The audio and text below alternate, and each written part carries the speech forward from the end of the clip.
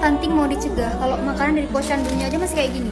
Viral seorang wanita di Aceh protes diberi jajanan seharga Rp500 untuk cegah stunting anak. Baru-baru ini beredar di sosial media seorang wanita di Aceh Utara keluhkan makanan yang dibagikan oleh posyandu di tempatnya. Wanita tersebut diketahui bernama Yulia.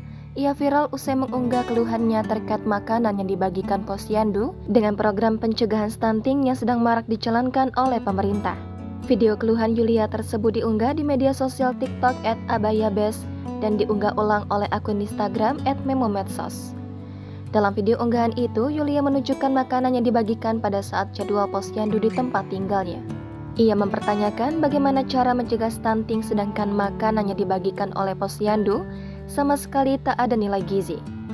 Yulia memperlihatkan makanan yang dibagikan oleh pihak posyandu terdiri dari mie instan, snack jajanan anak-anak dan sebungkus roti. Setelah memperlihatkan sejumlah makanan yang dibagikan oleh posyandu tersebut, ia kembali menanyakan di mana letak gizinya.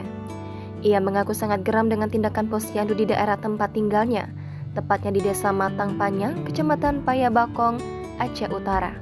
Tak hanya makanan yang sudah diperlihatkan Yulia di awal video, ia juga menyebutkan makanan yang dibagikan oleh posyandu tersebut terdapat snack sejenis wafer harga 500-an yang sudah dimakan oleh adiknya. Ia mengatakan makanan yang dibagikan oleh posyandu ini sebenarnya mampu dibeli oleh masyarakat di sana. Yulia menambahkan jika makanan yang dibagikan tidak sesuai dengan tujuan posyandu itu sendiri, yakni mensupport masalah gizi masyarakat.